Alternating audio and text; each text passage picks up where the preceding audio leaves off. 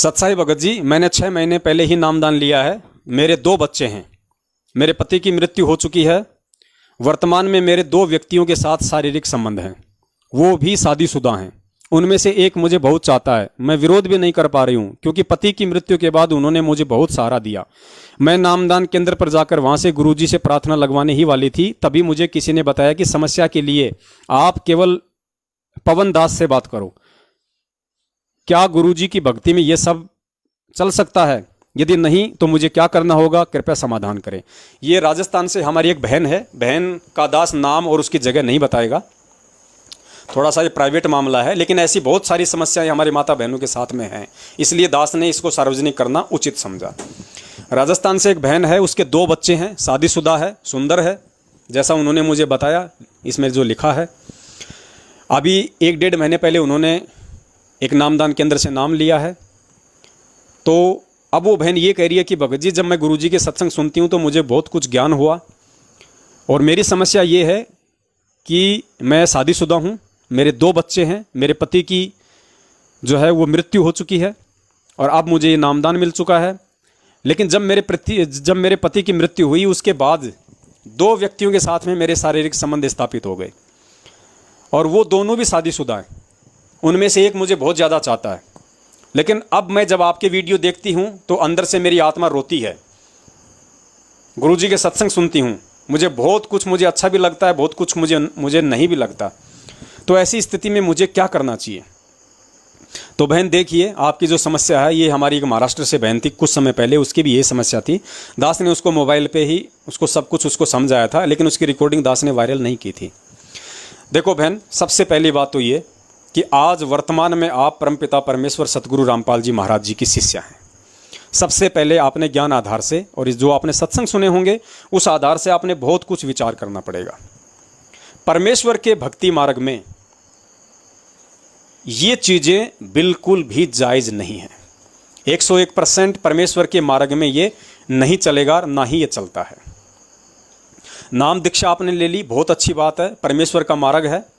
और दास तो ये कहना चाहेगा बहन कि आपके आपके पति की जो मृत्यु हुई है और उसके बाद जो आपको परमपिता परमेश्वर सतगुरु रामपाल जी महाराज जी का नाम मिला है, मैं तो ये कह सकता हूँ कि परमात्मा ने ये सारी जो लीला है, सारा जो ये घटनाक्रम हुआ है, ये आपको परमात्मा ने भक्ति करवाने के लिए किया है।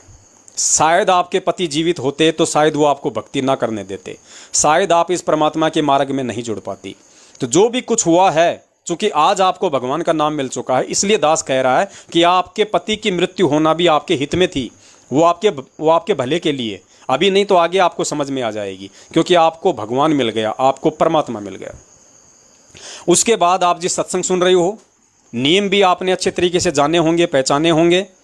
उसके बाद आपकी पति की मृत्यु के बाद और जब आपको नाम मिल गया परमात्मा का, आप एक साध्वी बन गई, आप मीराबाई की तरह हो गई, आप एक संतनी बन गई। उसके बाद बहन जी, किसी भी अन्य व्यक्ति से किसी भी प्रकार के शारीरिक संबंध इस भक्ति मार्ग में नाजायज़ हैं। आपको नहीं पता था, आपसे अनजाने में ये गलतियां हो गई, परमात्मा माफ़ करता है। आज आपको सच्चाई का मालूम हो रहा है, आज आपको हकीकत मालूम पड़ रही है, आगे से आपने भूल के भी ये गलती नहीं करनी है।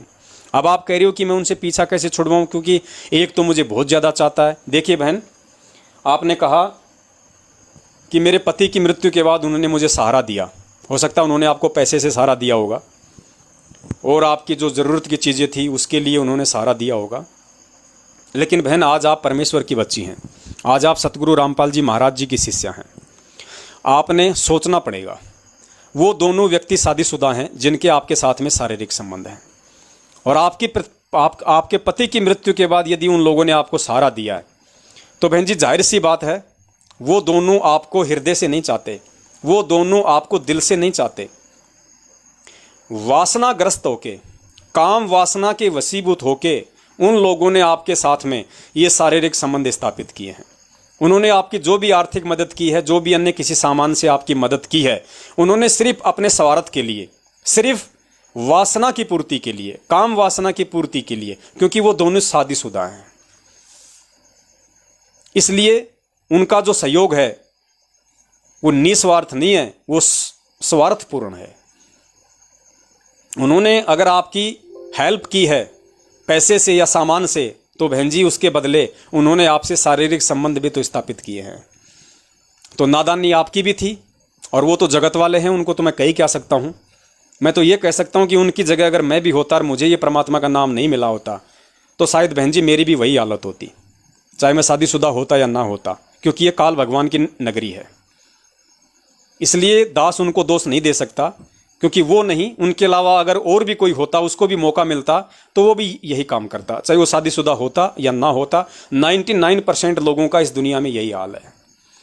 तो बहन जी अब आपने उन लोगों से अगर संबंध रखना है तो सिर्फ और सिर्फ भाई और बहन का संबंध रखना है।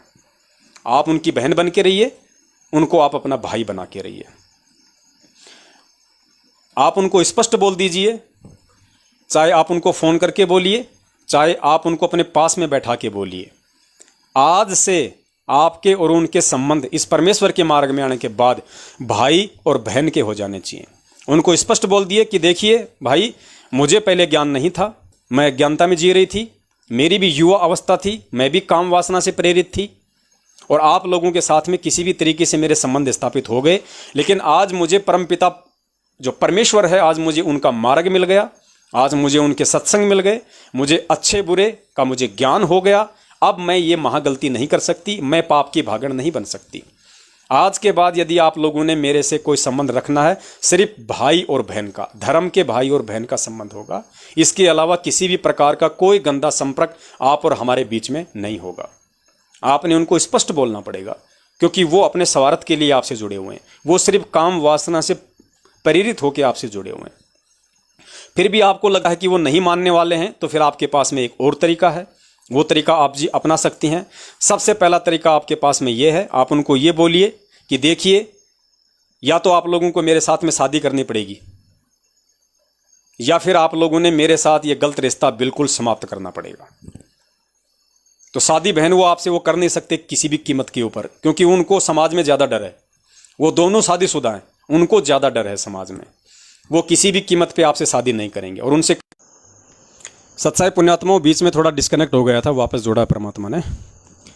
तो वो सामाजिक लोग हैं, वो आपसे शादी नहीं करेंगे। और हो सकता है उनमें से अगर किसी ने कह भी दिया कि ठीक है मैं तुमसे शादी करने को तैयार हूँ, तो ध्यान रखना बहन जी, कोर्ट मैरिज नहीं करनी, लव मैरिज नहीं करनी।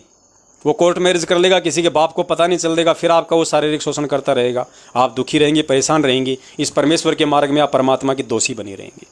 आप उनको कहिए कि शादी करूंगी, समाज के बीच में करूंगी, मेरे रिश्तेदार होंगे, आपके सब रिश्तेदार होंगे, उस तरीके से मैं शादी करूंगी।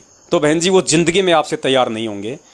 उसके बाद भी यदि वो नहीं मानते हैं, यदि किसी प्रकार की कोई ऐसी यदि वो हरकत करते हैं, तो आपके पास में सीधा सीधा सा साधन है, आप जी थाने में जाइए, उनको पहले बोल दीजिए कि आज के बाद अगर आपका मेरे पास में फ़ोन आया तो मैं सीधा सीधा मैं थाने में जाऊंगी, आपके खिलाफ में रिपोर्ट करूंगी। जितने दोषी आप हैं उतनी दोषी मैं हूं, हम दोनों बराबर के दोषी हैं। वो आपको डरा नहीं सकते, धमका नहीं सकते, क्योंकि जितने दोषी वो हैं आप भी उतनी दोषी हैं। आप उनको बोलिए कि आप मेरे ऊपर किसी प्रकार का कोई ब्लेम नहीं लगा सकते। अगर मैंने गलती की है तो तुम कौन से राजा हरिश्चंद्र की औलाद थे जो शादीशुदा होके बाल बच्चों के बाप होके तुमने मेरे साथ ये अनैतिक संबंध स्थापित किए। चलो एक समय के लिए सोच लेती हूँ, मेरा तो पति इस दुनिया में नहीं था, मैं तो फिर भी अपनी काम वासना की पूर्ति के लिए चलो मैंने वो किया नादानी में। तुम्हारी तो पत्नियां जिंदा हैं, तुम्हारी माँ तो तुम्हारे घर पे बैठी है, फिर तुमने मेरे साथ ये गलत रिश्ते क्यों कायम किए? तो बहन जी तुमसे ज़्यादा वो डरे हुए हैं। तो थोड़ी हिम्मत आपको करनी पड़ेगी, संघर्ष आपको करना पड़ेगा बहन, ध्यान रखना। और इस परमेश्वर के मार्ग में बिल्कुल भी ये नहीं चलेगा। आज से पहले चाहे आपने कितने भी कुकर्म किए हों उनके साथ में, नाम लेने के बाद भी, हो सकता है आपने अनजाने में किए, आपको नहीं पता था, आपकी मजबूरी रही है, लेकिन आज उस परमपिता परमेश्वर ने आप जी तक दास को निमित्त बना के संदेशा पहुंचवा दिया है। आज के बाद यदि आप वो गलती करेंगी, आपने उनको नज़रों से भी, मतलब जो गंदी नज़र है, जिस तरीके से आप लोग पहले एक दूसरे से जो मिला करते थे, उस नज़रों से भी नहीं देखना।